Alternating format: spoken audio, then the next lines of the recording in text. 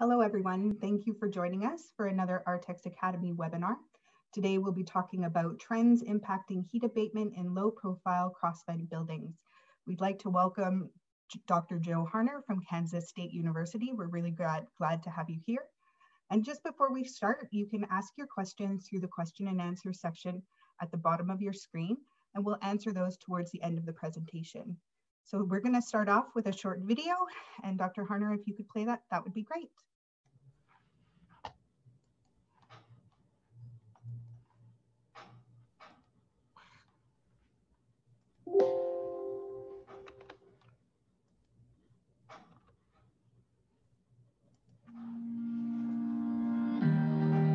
Welcome to Plymouth Dairy Farms and Perry Creek Dairy. We are located in Plymouth County in northwest Iowa. We're currently milking at Plymouth Dairy Farms about 2,700 cows, and at Perry Creek almost 3,000 cows, a total of almost 5,600 cows 3 times a day. We added a second farm, Perry Creek Dairy, because we had a lot of animals, had some great guys looking for challenges. All that kind of came together a couple years ago and decided to take on the challenge of a second site. We sat down with Sioux Dairy and a number of vendors to develop a plan and a strategy of where we wanted to put the dairy, how we wanted the dairy to look.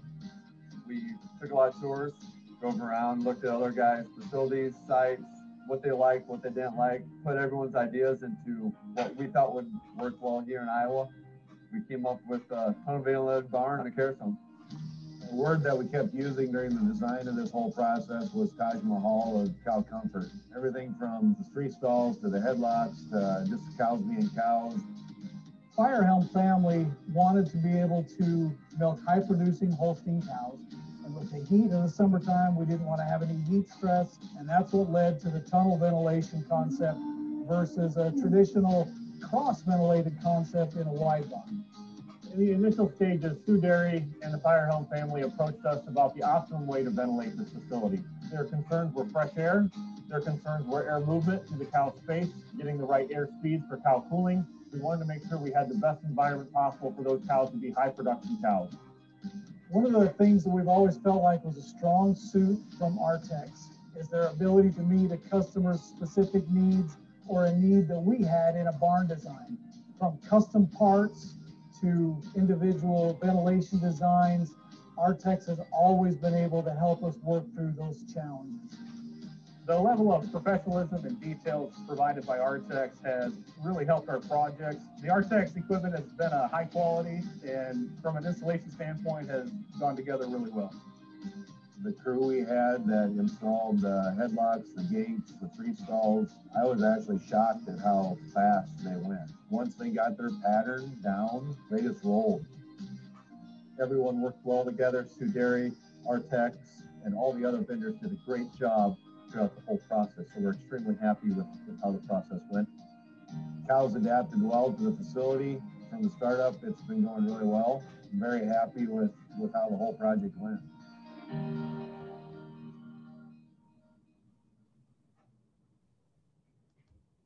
Thank you.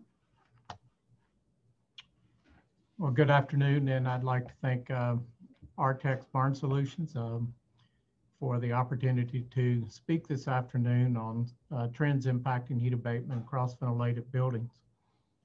And I would like to also thank Karen and Sue, as well as the Artex team for over the years providing and working together with us in terms of sharing data, helping us understand some situations and just working through some problems.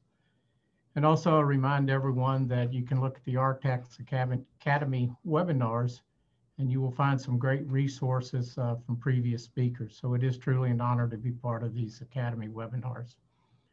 When you look at the Artex website, you'll see Artex works and learning from each other.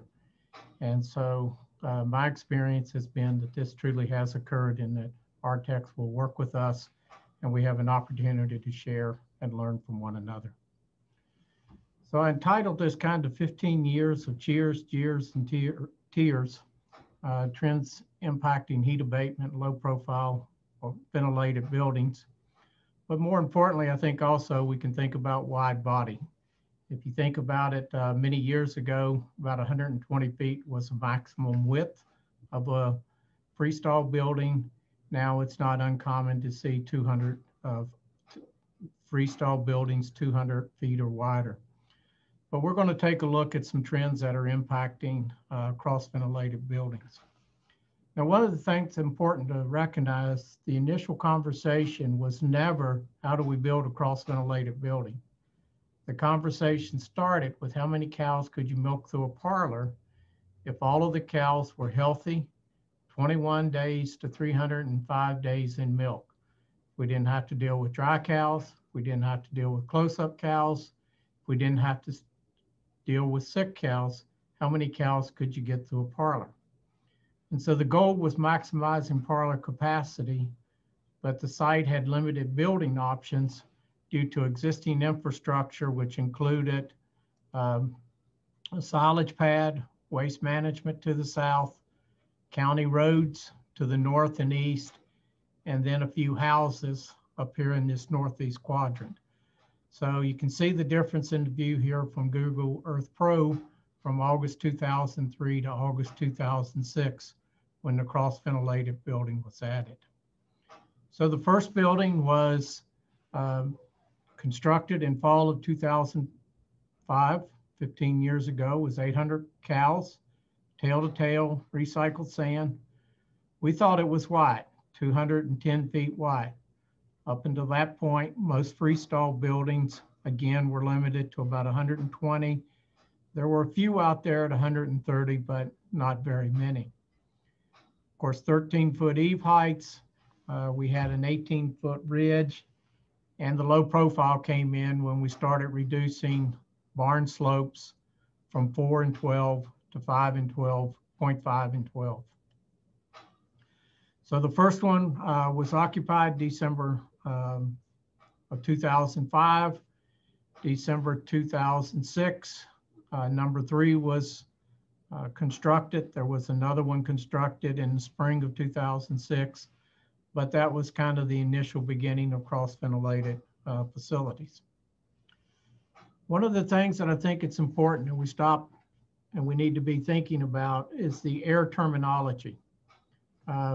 These terminologies are not interchangeable. And so when we work with different people, it seems to me like there's a lot of interchanging of the terms. So for example, airspeed or velocity is the rate at which the air moves past a cow's body. That's going to be miles per hour, feet per minute, meters per second. Air volume or quantity is the total air being moved through a building from intake to exhaust. That's typically cubic feet per minute. You'll see CFM, cubic meters per hour. Air exchange is simply time necessary to exchange the building or space volume with the available air volume, and that's in seconds. So these terms are not interchangeable, and I run into some challenges in working with dairy producers and the allied industry is we oftentimes hear, well, I want the same volume of air as a naturally ventilated building. Well, that might be 2,400 cubic feet per cow. But then they'll turn around and say, I want a 1-minute air exchange. And in a tunnel barn, that may only be 1,000. But there are some wide cross-ventilated buildings out there right now that are using less than 500 cubic feet per minute of air per cow. So if you look at this 1-minute air exchange that people often talk about, this is a tie stall, 4-row, 6-row, all the way to a low profile cross-ventilated.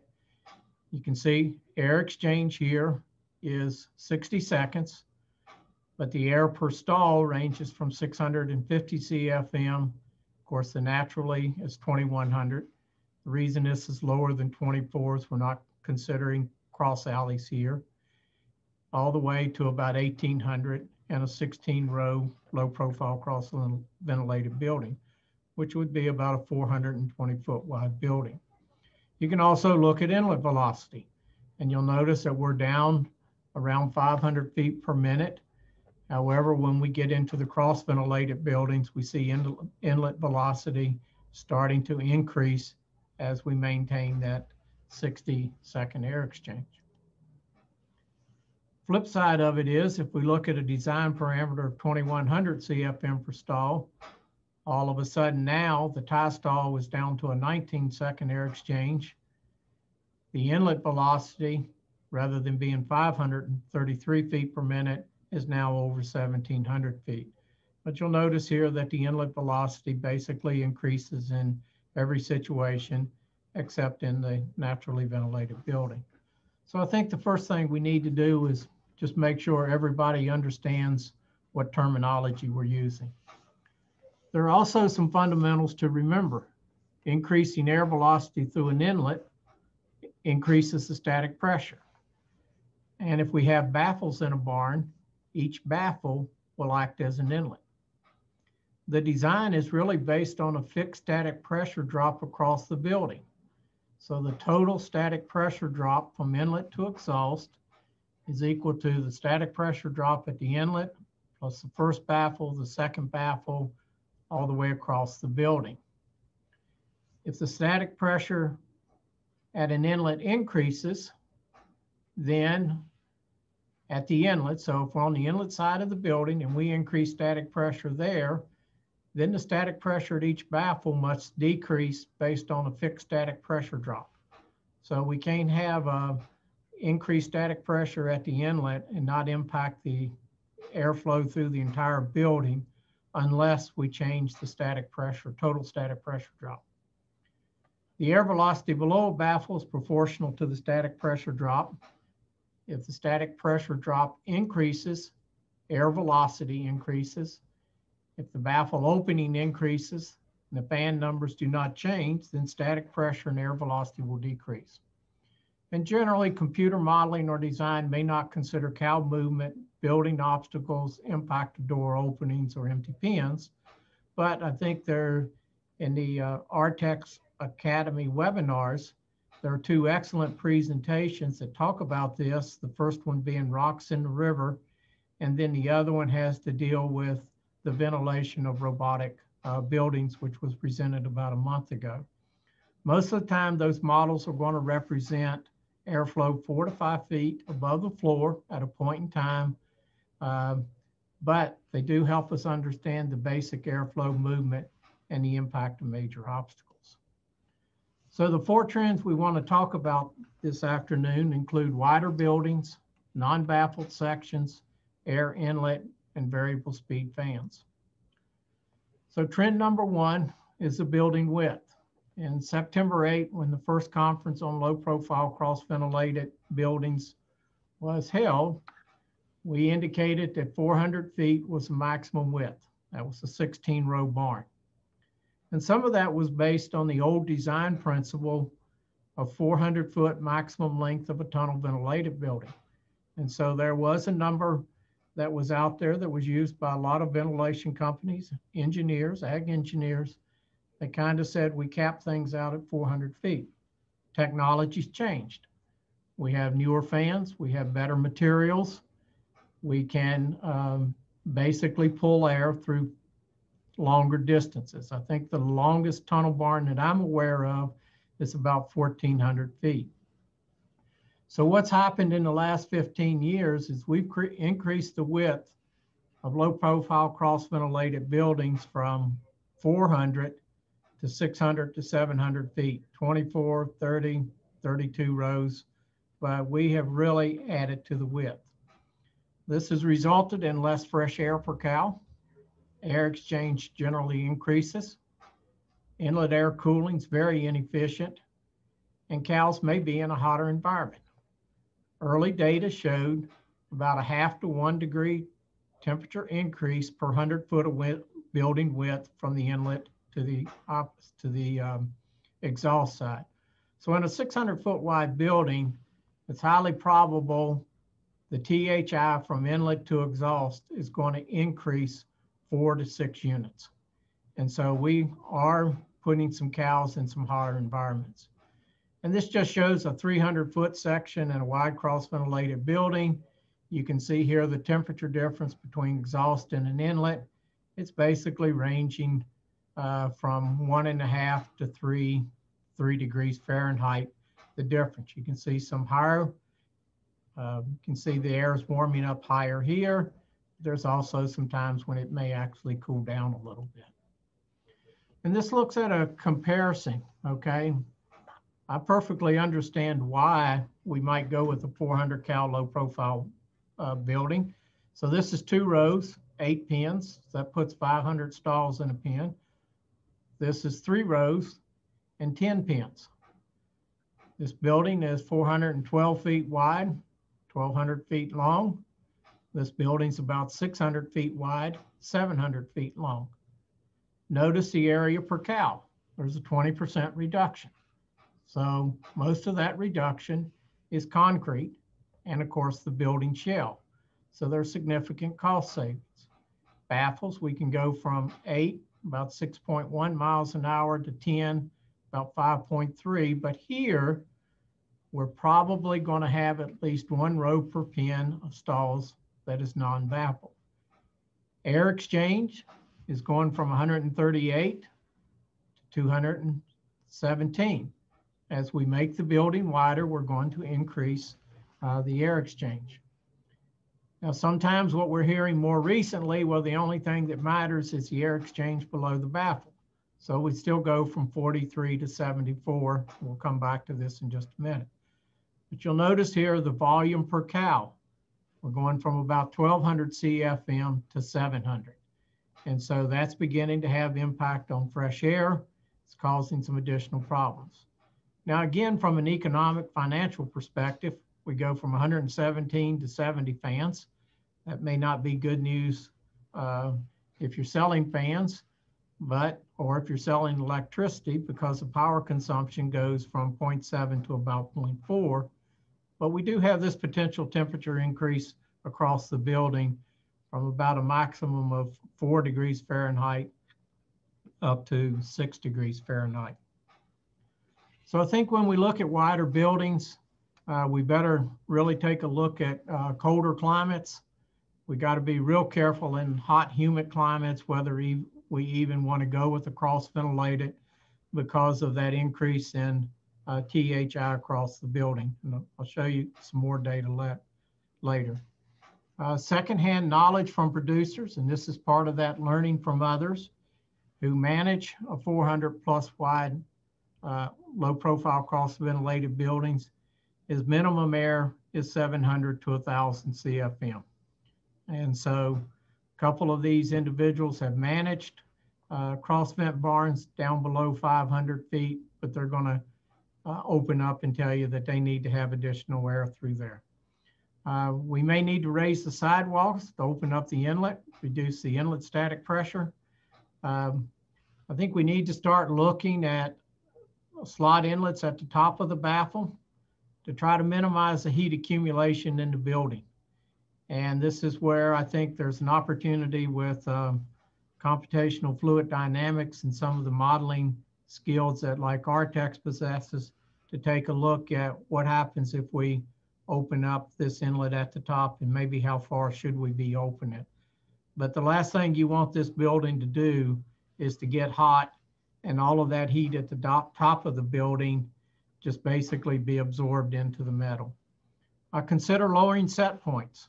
One of the managers who has been managing a cross-ventilated building for more than 10 years indicated that we needed to drop the set points 5 degrees. We didn't want the heat building up. We had to basically get that building as cold as possible or as cool as possible before the afternoon heats occurred, because once the heat got into the steel structure, it took longer to get it out. Preference is still 2 rows. Might consider 4 rows, kind of like the Perry Creek video had there. But I think we got to be careful with some of these wider cross-ventilated buildings, even though there's a reduction in building square footage, maybe some cost savings. And then another thing I don't think we're thinking about maybe enough is with these wider buildings, walking distance continually to the parlor is becoming an issue. There used to be an old rule of thumb of 750 feet was maximum. And we thought we were really helping the cows out when we were at 400 feet because we reduced their time away from feed and rest in the pens each day. But now that we're back up to 600, 700 feet wide buildings, this walking distance to the parlor may become an issue. And I think it's also become an issue in that some of these buildings are getting pretty long.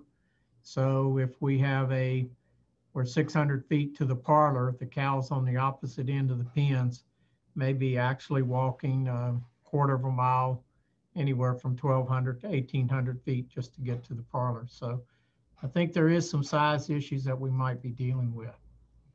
Is there data to support the 750 CFM per cow? This is some work from Dr. Brook here at K-State back in 2005.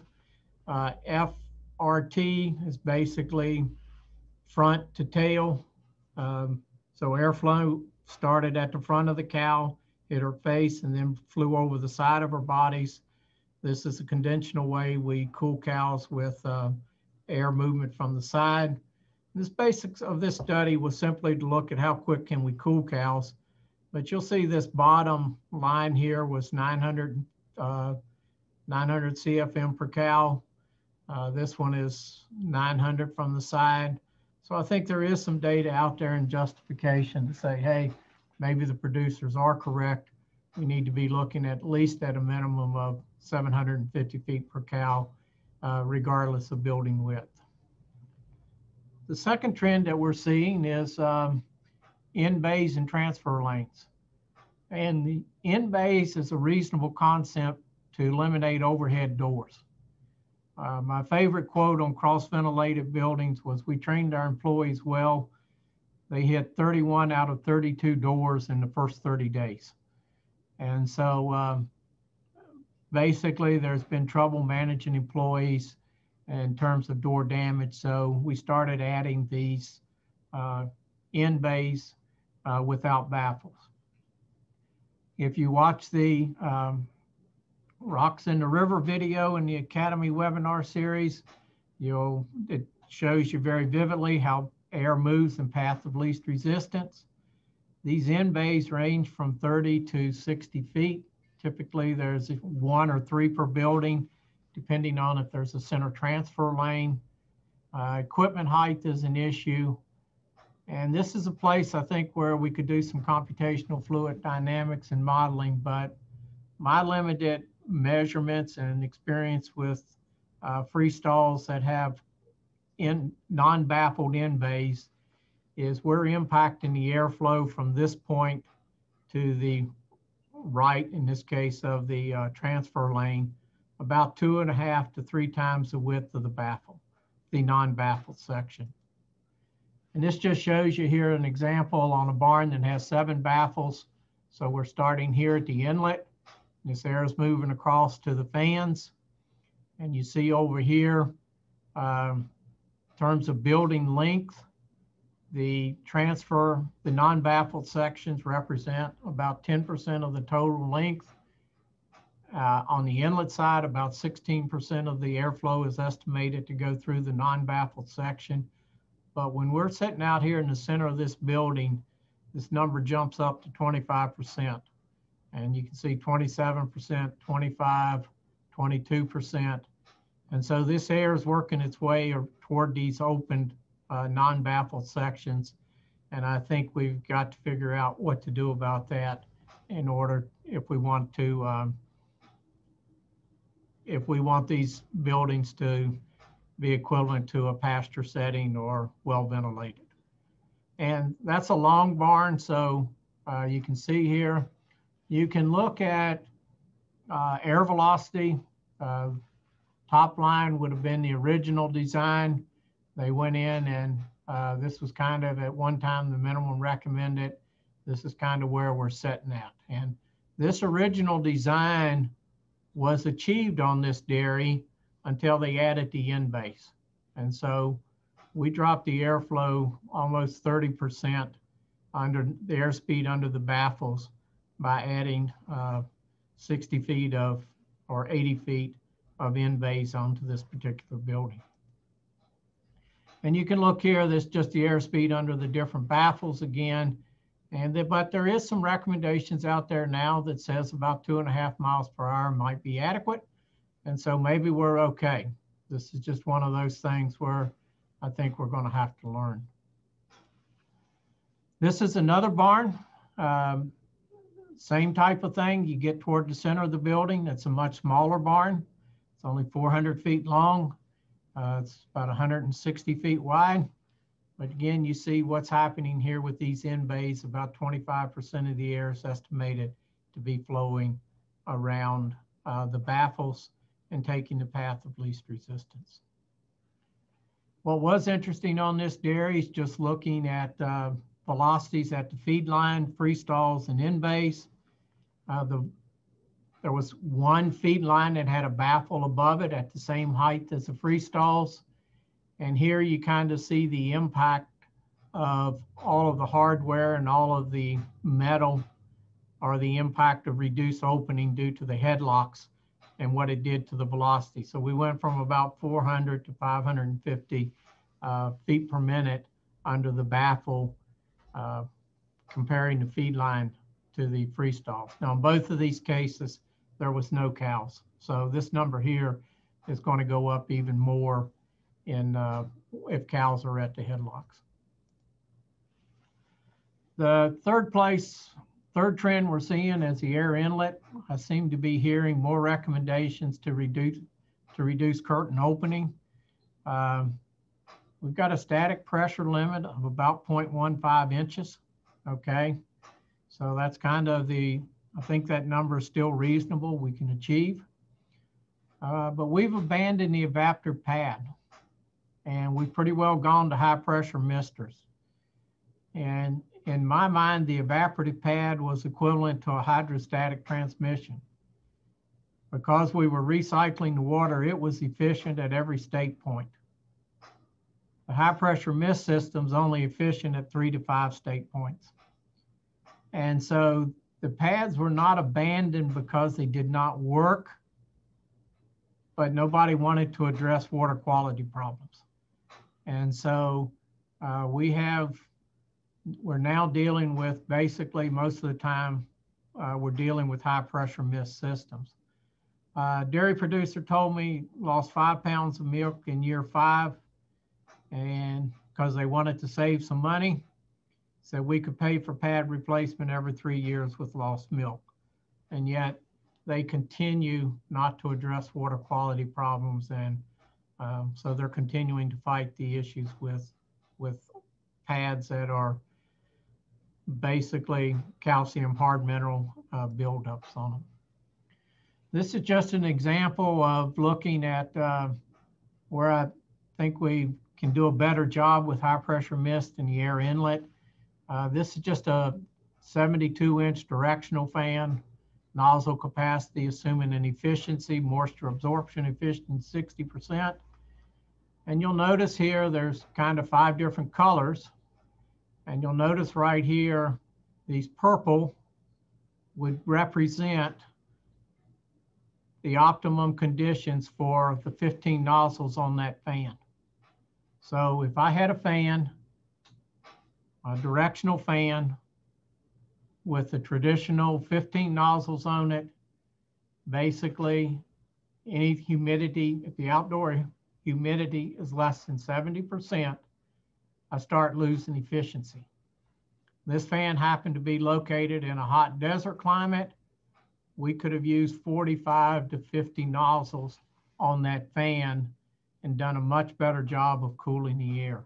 So I think there's some opportunities that we can look at here. Inlet opening, as we start reducing inlet opening, we start increasing static pressure. And so we're seeing a lot of inlets right now that people are saying, well, I was told to be 6 to 8 feet. So immediately we're losing, we're probably using up a third, 30%, 40% of the static pressure drop available across that building by shutting down the inlets. So this is something we have to be cognizant of. So air inlet, removal of the pad does enable us to have higher velocities at the inlet. Particularly that's beneficial in wider barns.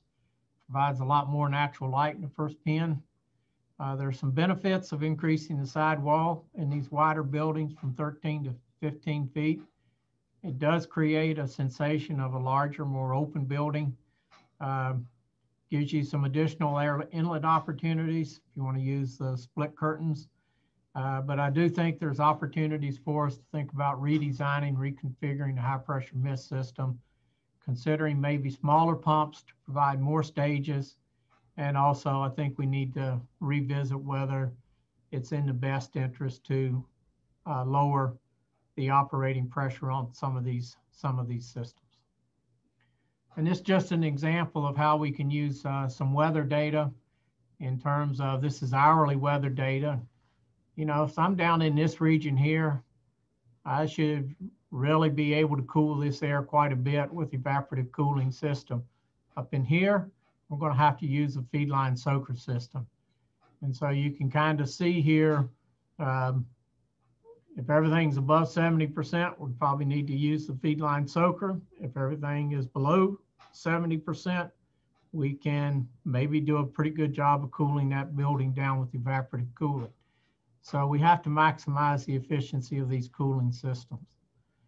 This is an example of the purple dots are temperatures inside the building, and these are about 100 feet, so they're about a degree warmer than probably at the inlet. The pink dots represent outside, but what you notice here is these lines are staying parallel until you get right here to about 90, and then they start separating. And so we can see in this range here from 90 to 105 that the high pressure mist system is doing a very poor job of cooling that air down. And this is where I come back to, I think there's some opportunities. Just looking at this particular building, and this is the blue line is temperature humidity index outside. Green is inside the building, about 100 feet from the inlet. Exhaust is about 400 feet. This is a 600 wide building. You can kind of see what we're doing to the heat stress and the THI in this particular building. Where it gets real interesting is when you look at the percent hours during the month of July within each range. And so mild to moderate, okay, so from here to here, outside we're about 82%. 400 feet from the inlet, we're 91%. These cows would have been better off outside. And we've still got 3 pens of cows to go before we get to the fans. And so there was some work done on this dairy that actually showed the cows in an open dry lot without shade, core body temperature was cooler than the cows in this cross-ventilated building. Now that said, we got to also make the decision, are we designing this thing for summer or are we designing it for winter? Because they will tell you 9 months of the year, there was no comparison in performance on the dairy between the cross vent. The cross vent was far superior to the cows that were outside. But during the summer months, we might have been better off just moving all these cows back outside. The final thing is variable speed fans. We now have direct or belt drive fans. And these were not available 15 years ago or not as available. Initial cost is higher, of course, but the fan laws present us some opportunities to explore, okay? Reducing fan speed by 10% decreases power requirement by 27%, static pressure by 19%. It does decrease the air volume. And so, but there's an opportunity here. There's almost a 3-to-1 savings in power requirements. So if you look at a 72-inch fan performance curve using fan laws, this would be the airflow at 100% RPMs. You're up here at somewhere around 47,000 CFM, 50%, you're down to 25. You can see it begins to gradually climb. If you look at efficiency though, all of a sudden now we're from 22 CFM back here at 70%, for example, we're at 36. So we're moving 50% more air per watt of electricity. We're moving a little bit less air, but the efficiency improves significantly. And this is just looking at 3,000 CFM of air at 100% efficiency, 23.5, 47,000, takes 64 fans. Power requirements about 127. At 80%, the efficiency increases from 23 to 29. Airflow drops, so we have to add 8 more fans, but our electrical power consumption drops by 25 kilowatts. And if you use 65% of the annual hours at maximum operating speed, that's going to result in about $14,000 of annual savings.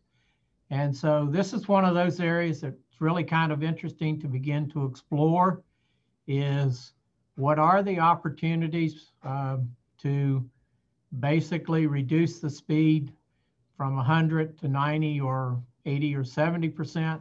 Yes, we do have to add more fans. We have quite a bit improvement in efficiency, but now all of a sudden we can take this savings and apply it toward direct drive fans, BFDs, and some of those other factors, purchases we have to make. So when we explore VFDs, I think there's a lot of saving, electrical energy savings, particularly with large volumes of air or large number of fans. Of course, if we go direct drive, we got the maintenance saving. I do think we have to be realistic in our long-term economic analysis. We have to be real careful with our cal performance assumption. Everybody wants to assume 10% improvement in milk production and 20% improvement in repro, and I'm not certain we can take all of the credit for that. So it is something I think we have to be careful with, but we might be able to eliminate shutters, which shutters are frequently damaged. And so maybe 50% of them, maybe 100%, depending on how the controller is set up. So the decision, we have energy savings, we have maintenance, either plus or minus here, depending on type of fan. We got equipment costs, fan, VFD, shutters, and then in some cases, there's energy credits available to us. So some closing thoughts on wide body freestalls. We have gone from 200 up to 600. I really think we need to do a better job maybe of making decisions on, I'm gonna call it data-driven decisions, using hourly weather data as well as financial. And what's going on?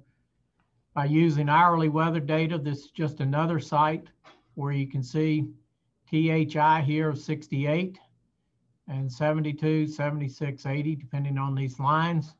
You can look at outdoor relative humidity here, and I can begin to use that information into particularly a model and determine how efficient I can cool the air down. What can we do with the barn environment, and how can we optimize the performance of the building? That's compared to another location where, okay, same THI curve, same scales, but we can see this is a more humid climate, and we're going to have a lot more hours up here in this 60 to 100% relative humidity. So once we're up into this range here, we know that we've got to have feed line soakers here, even if we put in a high pressure mist system. With 15 years later, we have computational fluid dynamics. So I think there's many applications for it. And Artex has a team that understands this and does quite a bit of modeling. I think there's many applications, such as the opening at the top of the baffle. What implications does that have? I think there's also implications. What can we learn and how can we improve? What strategies do we need to be thinking about for these transfer lanes if we do not want to put baffles there? Environmental footprint. The example I showed you, there was 20% less building supplies, so that's 20% less land. And there's also, with the variable frequency drive, there's a potential for electrical energy savings almost 40 to 50%. With the recent technology developments, control, sensor, and data available, I think the next step for the industry is to focus on improving the cooling efficiency at the inlet air. The dairy industry market opportunities may exceed that of other livestock or the curbside restaurants. Remember, the high pressure mist system used to be used in outdoor sidewalk cafes. That's where we saw a lot of them come from. And probably now it's time for the industry to maybe flip it and begin to take control of that technology and see what we can do. And then we may also have an opportunity to learn from Qatar, who's hosting the World Cup this year. They're going to cool open air stadiums as well as the fans that are sitting in those stadiums. So there might be something from there that we can learn in terms of improving the cooling efficiency. So with that, I'd like to thank Artex for the opportunity to speak today. And really, now's the time to learn, where we're going to learn from each other in terms of Q&A. And I will be glad to try to answer questions. Perfect. Well, thank you very much. While we have some questions that are coming in, I am going to launch a quick poll just about our next webinar, which is building for a changing climate. And so the first question is, what are your thoughts on using fans versus baffles?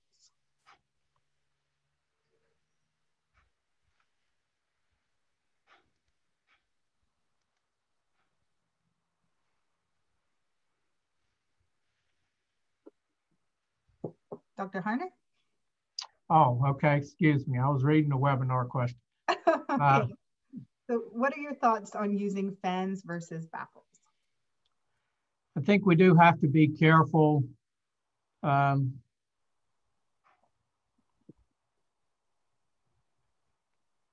much what is the electrical energy consumption per cow? That is a resource. As we're trying to deal with climate change, as we're trying to reduce our environmental footprint. Every time we add another horsepower inside the building, we're basically taking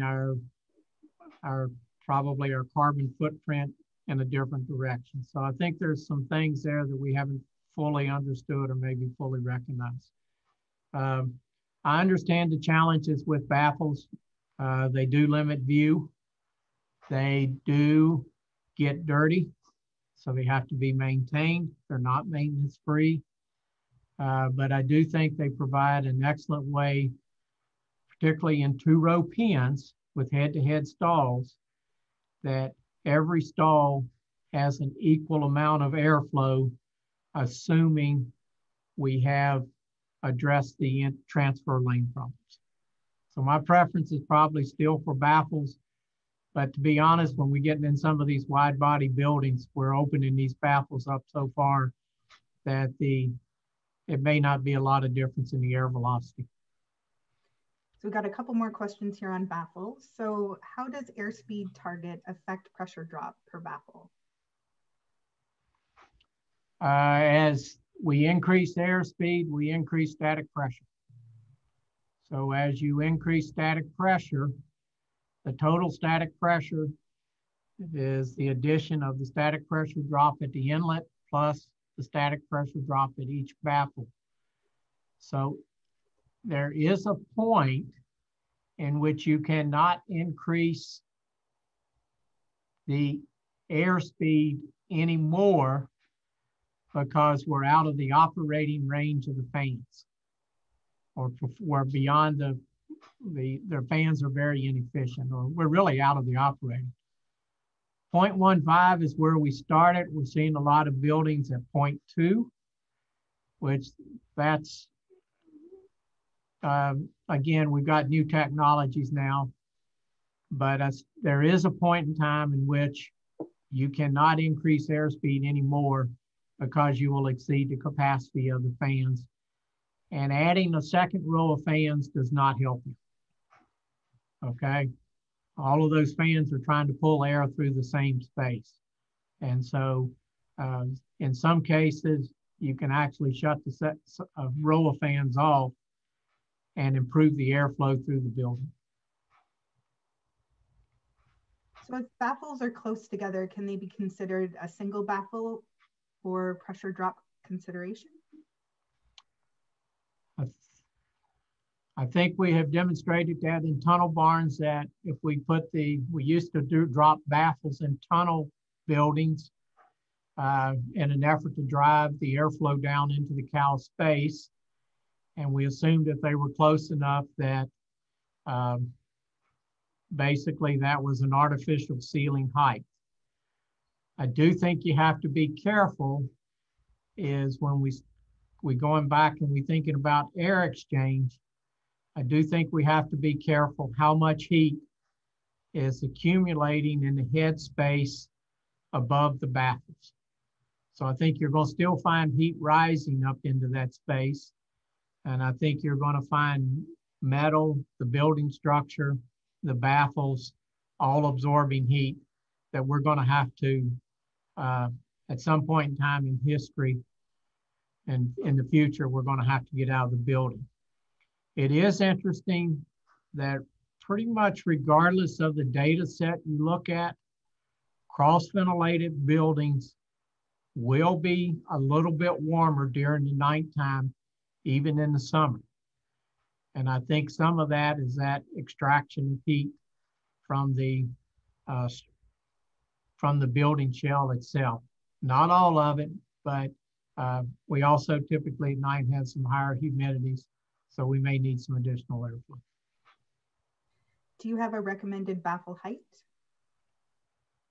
I do not recommend a baffle height because it's all based on design of how many baffles we have, what the sidewall open, the inlet is. That said, 8 feet is kind of the minimum height because if you drop below 8 feet, then you're going to, cows particularly can reach the baffle, equipment reaches the baffle. And so that's one of those kind of limits that we've had to set, not necessarily because we couldn't drop the baffles further, but because the equipment, cows, people, we had to compromise there. So that's a compromising decision. How would you address the distance between the baffles over the feed lanes or the TMR lane, knowing that a lot of airspeed ends up above the cows at the feed lanes and possibly the freestalls on the inlet side of the baffle?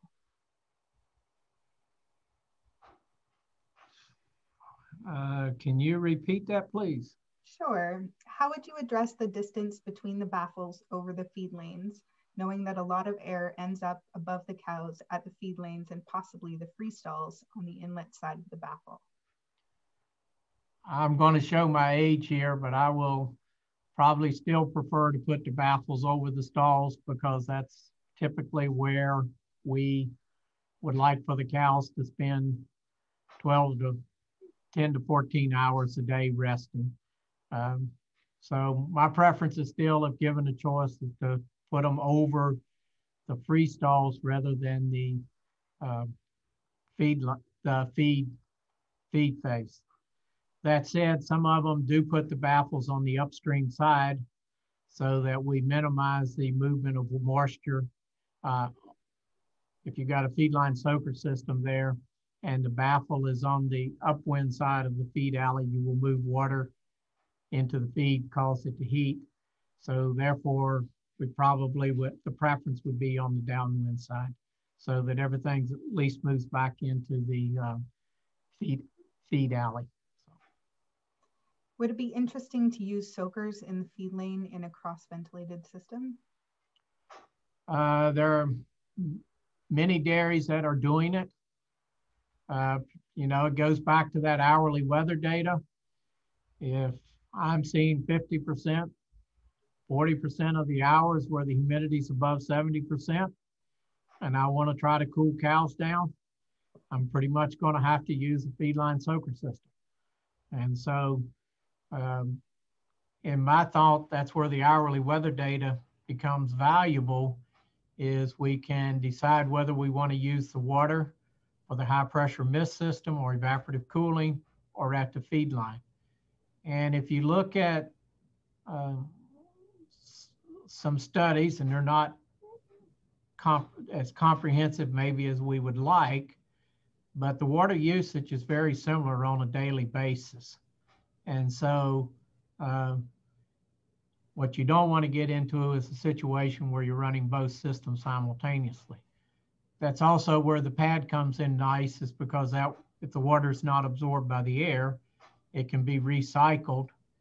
And so there is some improved efficiency, I think, there. Wonderful. Well, that is the last of our questions. I'd like to thank everybody for joining us. And Dr. Harner, that was a great presentation. We really appreciate it. Thank you. Have a great day, everyone.